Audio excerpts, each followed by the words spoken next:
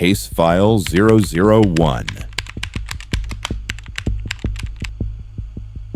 This case started with a package, a completely ordinary package, brown cardboard, standard shipping label, nothing unusual, at least until someone noticed the recipient had been dead for 6 months, not missing, not hospitalized, not in prison, dead. Yet somehow, a package addressed to him arrived on a rainy Tuesday morning, and what investigators found inside only made things worse.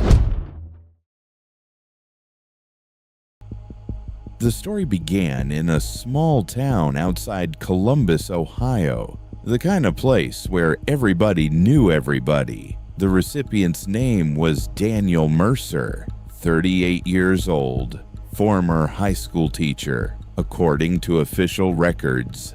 Daniel had died 6 months earlier in a single-car accident. The death wasn't suspicious. The investigation was simple. Case closed. End of story.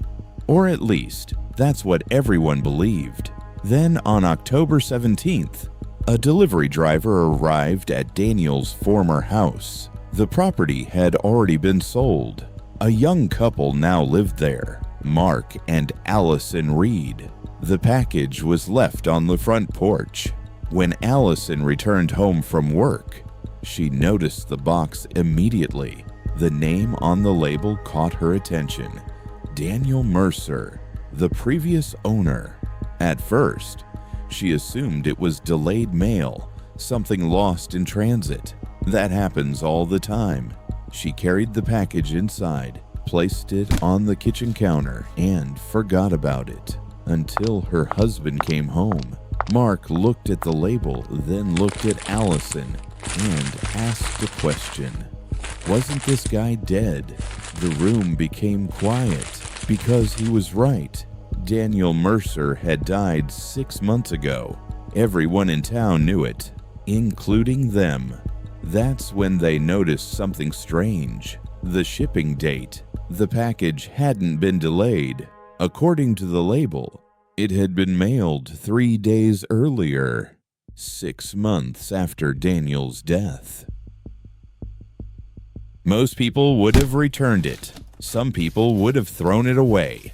Mark did something different. He opened it. Inside was another box, smaller, wrapped carefully in newspaper. No note, no explanation, nothing. Just a second box. The couple exchanged nervous looks, then opened that one too. Inside they found a disposable camera, a small key, and a handwritten note. The note contained only one sentence. Go to where he kept the photographs. No signature, no explanation, nothing else. At first they thought it was a prank, but the camera looked old, very old, and the key didn't match anything in the house. Mark called the local police department, mostly to ask what they should do. The officer who arrived was Deputy Ryan Keller. At first, he wasn't particularly interested until he saw the shipping date. Then he became very interested because according to every official record, Daniel Mercer had been dead for half a year. Yet somebody had mailed this package recently. The return address led nowhere, a vacant lot. No fingerprints were found, no useful DNA, nothing. The package seemed to appear out of nowhere, and that should have been the end of it, except for the disposable camera. The camera still contained film. Deputy Keller had it developed. The results changed everything. There were 24 photographs. The first few showed Daniel Mercer alive, standing near a wooded area outside town. Nothing unusual. The next photographs became stranger. Daniel appeared to be digging a large hole, then standing beside it, then pointing toward a cluster of trees. The final photograph stopped everyone cold because Daniel wasn't alone. Standing behind him, partially hidden by the trees, was another person watching him. The image was blurry. The face couldn't be identified, but investigators agreed on one thing. The figure appeared in none of the earlier photos, only the last one, as if they had been observing him, waiting, watching. Nobody could explain it. And then Deputy Keller remembered the note. Go to where he kept the photographs. Daniel's family was contacted. After several conversations, his sister revealed something investigators hadn't known. Daniel rented a storage unit. He rarely talked about it. Nobody knew what he kept inside. The key from the package opened the unit immediately. What investigators found inside wasn't money. It wasn't valuables. It wasn't evidence of a crime. It was photographs. Thousands of them. Boxes and boxes of photographs. Every wall covered.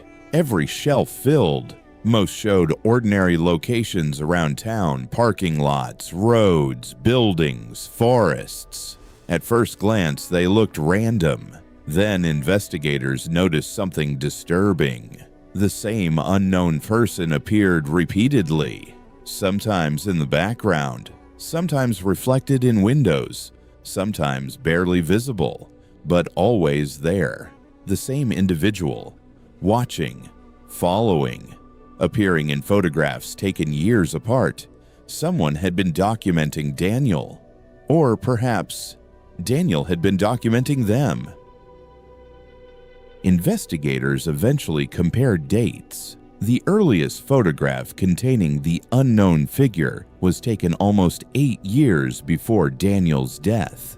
8 years. That meant this wasn't random. This wasn't coincidence.